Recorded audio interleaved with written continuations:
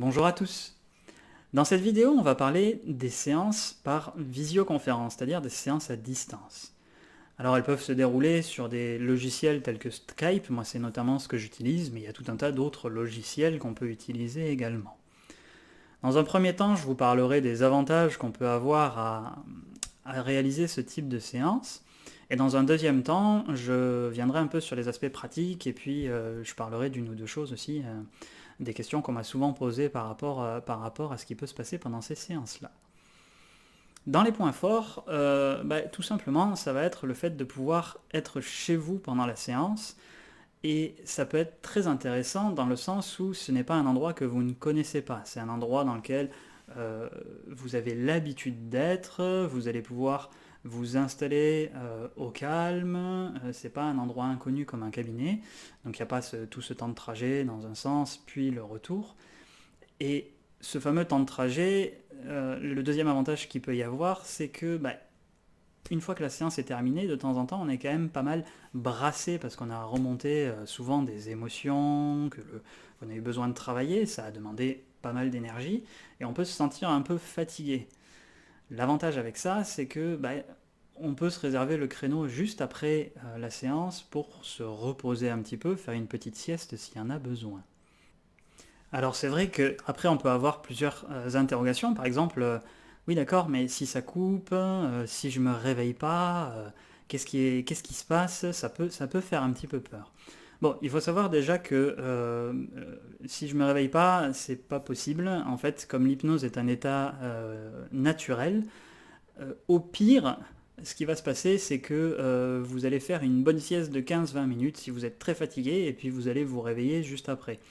Mais dans 99,999% des cas, ce qui va se passer, c'est que vous allez pouvoir, si jamais la connexion venait à couper, hein, ce qui est quand même assez rare, prendre tout le temps qu'il vous faudra pour revenir tranquillement de cet état d'hypnose, pour à nouveau pouvoir poursuivre, rappeler et qu'on rétablisse une communication s'il y en a besoin. Même principe, si on sonne à la porte de chez vous ou que à un moment donné il y a besoin d'interrompre un petit peu la séance ou quoi que ce soit, il ne faut pas s'inquiéter, l'hypnose c'est quand même quelque chose qui est fort, c'est-à-dire que même si vous en sortez un instant parce que vous êtes dérangé, il n'y a absolument aucun souci. Euh, le cerveau reprendra à peu près là où on en était juste avant, donc du coup, si même à un moment donné vous vous sentez pas du tout confortable là où vous étiez, vous dites ah mince, au final j'étais mieux, je serais mieux ailleurs, aucun problème. L'état d'hypnose peut très bien être mis en sorte de pause et on le reprend. Vous verrez qu'on plonge même souvent beaucoup plus profondément dans cet état-là une fois qu'on se réinstalle plus confortablement et qu'on a réglé les choses qui nous dérangeaient sur le moment.